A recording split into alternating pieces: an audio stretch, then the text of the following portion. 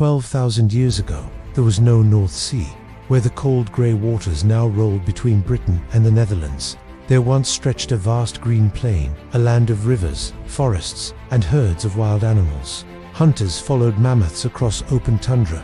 Families camped along lakes and streams. This lost world was known to archaeologists as Doggerland, a vanished landscape sometimes called Britain's Atlantis. When the last ice age began to fade, around 12,000 BCE, the great northern ice sheets started to melt.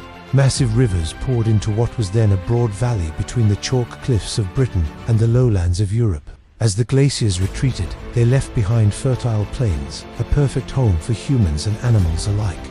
Doggerland stretched from the eastern coast of England to Denmark, connecting what are now the British Isles with continental Europe.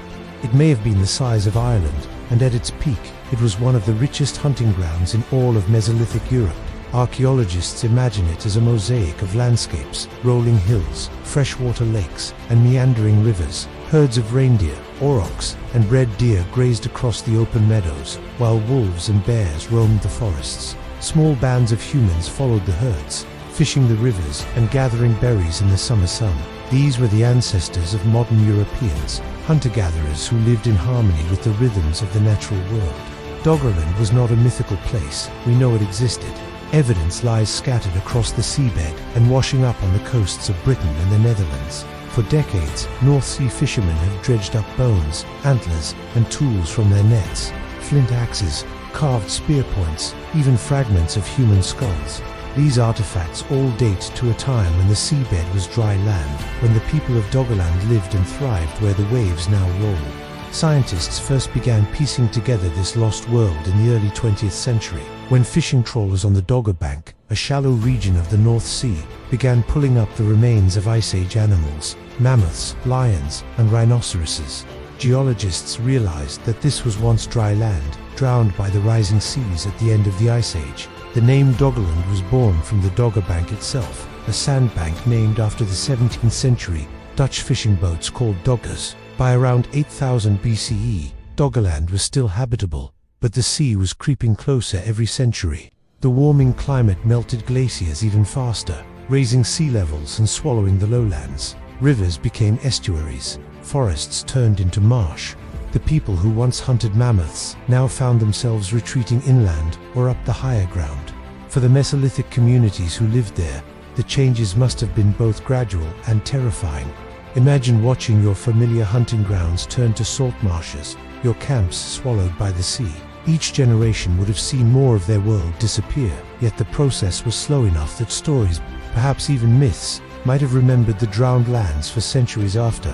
Then, around 6200 BCE, disaster struck, far to the north, off the coast of Norway. A massive underwater landslide, known today as the Storegga Slide, sent towering tsunami waves crashing across the North Atlantic. The waves struck Doggerland with devastating force. Low-lying areas were obliterated in hours. Forests were flattened. Villages and camps vanished beneath the sea. Combined with already rising ocean levels, the tsunami may have been the final blow that erased Doggerland forever. By around 6000 BCE, the North Sea had fully claimed the land. Britain became an island, cut off from the European mainland for the first time. The Great Plain that once connected London to Amsterdam lay buried beneath hundreds of feet of water. But Doggerland is not entirely gone. With the help of sonar mapping and underwater archaeology, scientists are slowly reconstructing its ancient shape. Seismic surveys from oil and gas companies have revealed the outlines of ancient rivers and valleys hidden beneath the seabed. Researchers have even identified what may have been lakeshores and settlement sites, preserved for thousands of years in the mud. Some archaeologists dream that one day we might recover a Mesolithic village from the deep huts, hearths, and tools sealed beneath the sediment. If that ever happens, Doggerland would become not just a legend, but one of the greatest archaeological discoveries in European history. Beyond the science, Doggerland holds a haunting symbolic power. It is a reminder of how fragile human civilization can be, and how the earth itself is always changing. For the people who lived there, the rising sea was not an abstract concept. It was a slow, unstoppable force that reshaped their entire world. Today, as sea levels once again begin to rise with a warming planet, Doggerland's fate feels eerily familiar. It reminds us that the land beneath our feet is never truly permanent, and that entire worlds can vanish, not in myth, but in memory. Doggerland may be buried beneath the waves, but its story lives on, whispered by the tides of the North Sea, a ghost of a forgotten Europe that once connected us all.